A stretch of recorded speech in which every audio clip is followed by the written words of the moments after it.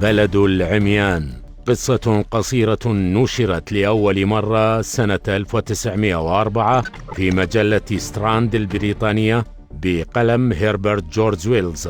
يحدثنا فيها المؤلف وكاتب القصة هذه عن مرض غريب انتشر في قرية نائية معزولة عن العالم بجبال الأنديز، فأصاب المرض سكان القرية بالعمى، ومنذ تلك اللحظة انقطع صلتهم بالخارج ولم يغادروا قريتهم قط.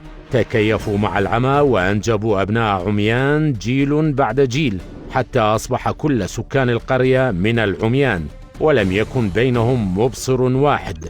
وذات يوم وبينما كان متسلق الجبال نيونينز يمارس هوايته، انزلقت قدمه فسقط من أعلى القمة إلى القرية، ولم يصب الرجل بأذى.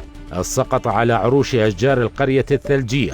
أول ملاحظة له كانت أن البيوت بدون نوافذ، وأن جدرانها مطلية بألوان صارخة وبطريقة فوضوية، فحدث نفسه قائلا: لابد أن الذي بنى هذه البيوت شخص أعمى.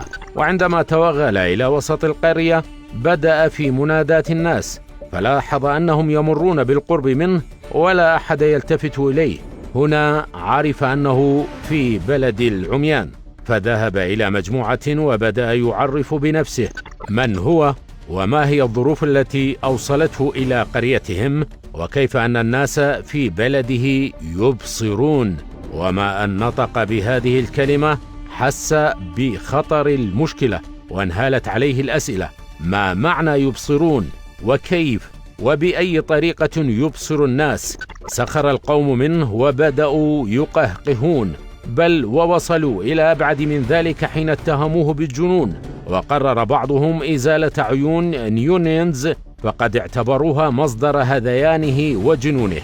لم ينجح بطل القصة نيونينز في شرح معنى البصر، وكيف يفهم من لا يبصر معنى البصر، فهرب قبل أن يقتلع عينيه وهو يتساءل: كيف يصبح العمى صحيحا بينما البصر مرضا؟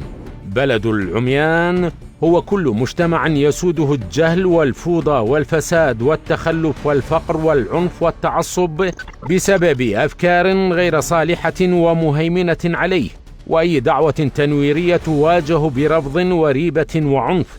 بلد العميان هذا هو كل مجتمع تسوده الطائفية البغيضة وكره الآخر المختلف والتبرير لإيصال الأذى لكل من اختلف. بلد العميان هو ذلك المجتمع الذي يوجد فيه أفراد جل همهم ماذا يأخذون منه، لا ماذا يقدمون له.